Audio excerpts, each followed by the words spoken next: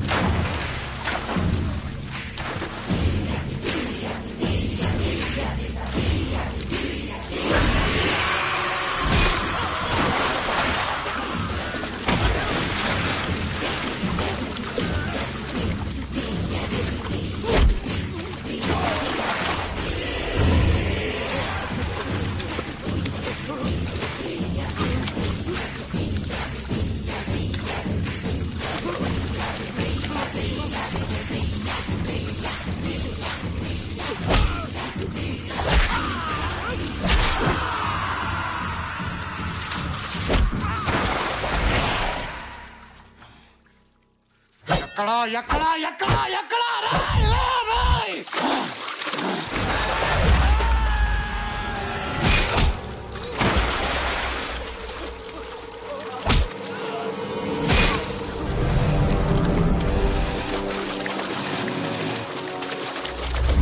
బతకండి బతకండి అంటే వినలేదు కదరా.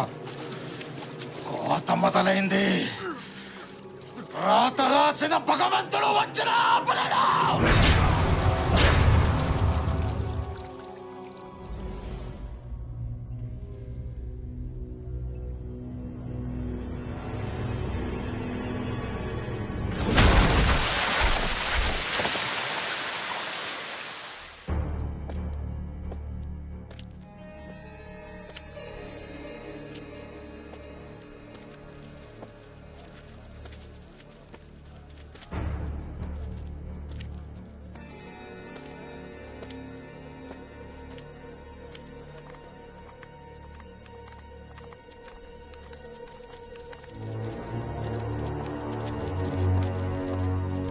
బాబు, వాళ్ళు చంపారని మీరేం దిగులు పడద్దు.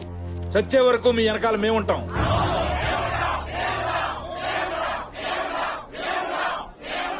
ఈ సమస్య నాది. దీంతో మీకు ఎటువంటి సంబంధం లేదు. ఇప్పటి వరకు ఈ సమస్యని ఒకలాగా చూశాను. ఇప్పుడు ఇంకోలా చూడబోతున్నారో. ఈ ఇంటి వారసుడుగా అది నా బాధ్యత. మీరందరూ బయలుదేరొచ్చు. అయ్యా వారసుడు గారు, బాగున్నారా? బాగా సెటిల్ అయ్యావు. ఎంత ధైర్యం రా నీకు ఇంట్లో అడుగు పెట్టడానికి? ఆగండి ఆగండి, నేను చెప్పేది వినండి. ఆగండి. ఒక్క విషయం తేల్చడానికి వచ్చాను. మీరు ఇంటి బిడ్డగా చూస్తున్నవాడు హైదరాబాద్ లో ఒక్క అనాథ.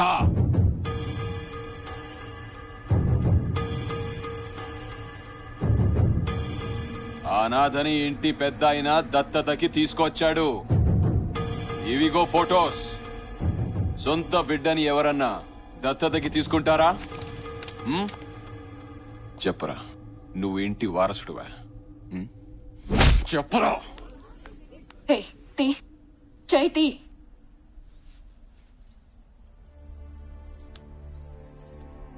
నా మీద ఒట్టేసి చెప్పు, నువ్వు నిజంగా మా తమ్ముడివి కదా?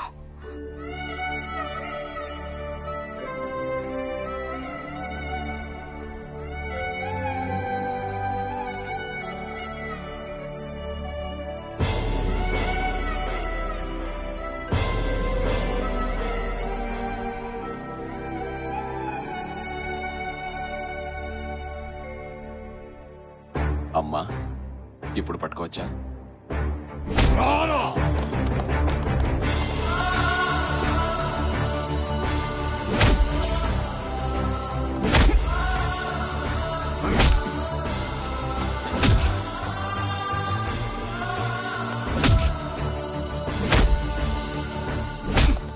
నువ్వు ఇక్కడ సెటిల్ అయ్యావంటే ఇంటి వారసుడిని ఏం చేశావు?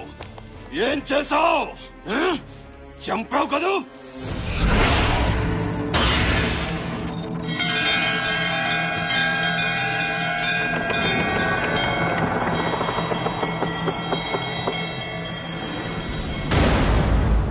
చెప్పరా, చంపావు కదూ?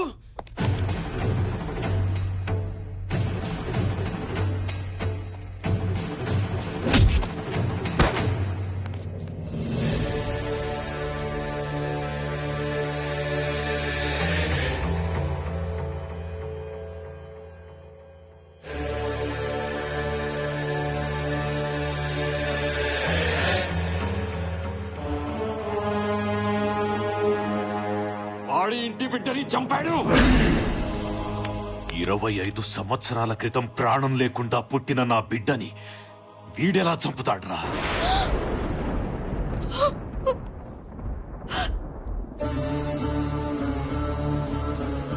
జనం కోసం, ఈ ఇంటి కోసం వాడు బతికే ఉన్నాడు, వస్తాడు అని అబద్ధం చెప్పాను.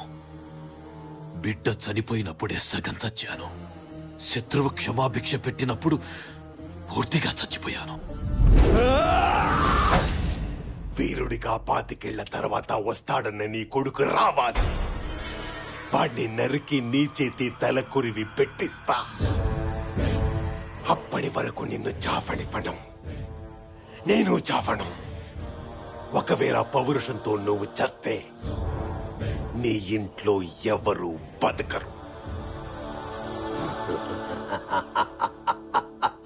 పా.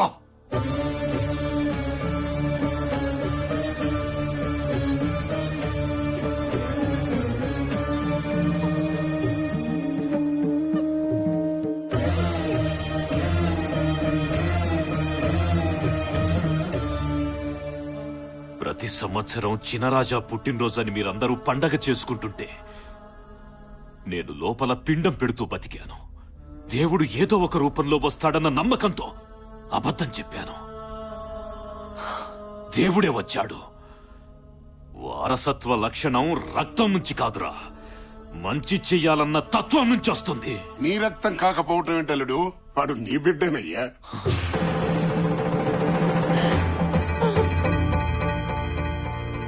ఆనాడు నా బిడ్డ బాధ చూడలేక నేను చెయ్యరాని తప్పు చేశాను. ఈ రోజు చాలా మంచి రోజమ్మా. పండంటి మగబిడ్డను కంటావు. వద్దు నాన్న, ఆడపిల్లే కావాలనుకుంటున్నాను. ఈ గొడవల వల్ల ఏం మిగిలింది నాన్న? ఆయనొక్కడు తప్ప.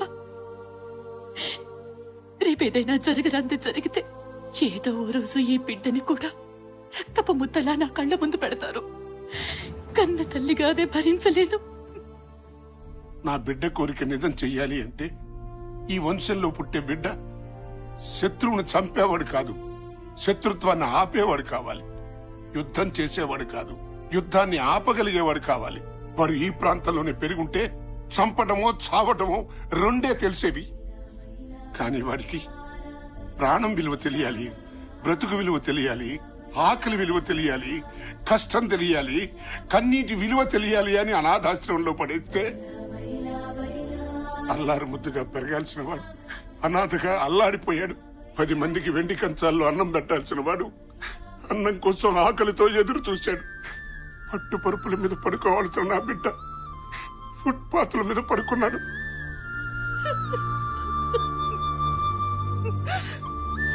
ఇవన్నీ చూసి గుండె పగిలేలా ఏడ్చాను.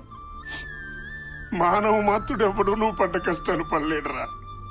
నువ్వు 0తో మొదలై 100 దాకా ఎదగాలనే ఇవన్నీ చేశానురా. కానీ ఏనాడు నిన్ను వదిలిపెట్టలేదు. ఆఖరికి ఆడబిడ్డతో సహా నిన్ను కాచుకుని ఉన్నావు. నన్ను క్షమించరా.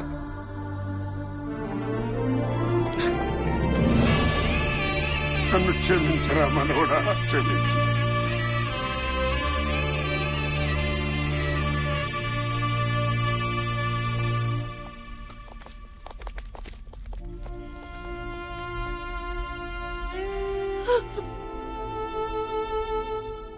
అసలు మగపిల్లలే వద్దనుకున్న నువ్వు జనం కోసం చంపో లేదా చావు అనటానికి నీలో నువ్వు ఎన్నిసార్లు చచ్చిపోయి ఉంటావమ్మా.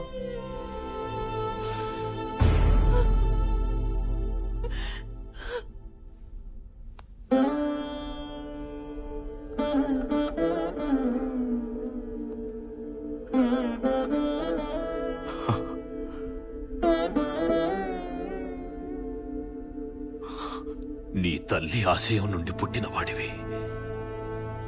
ఇప్పుడు నాకు నీలో 70 ఏళ్ల చరిత్రని తిరగరాసేవాడు కనిపిస్తున్నాడు. 25 సంవత్సరాలుగా నేనెదురు చూసింది, నీ తల్లి ఎదురు చూసింది, బిడ్డల్ని పోగొట్టుకున్న ఈ జనం ఎదురు చూసింది ఈ రోజు కోసమే. నీకు నచ్చేది, జనం మెచ్చేది చెయ్యి.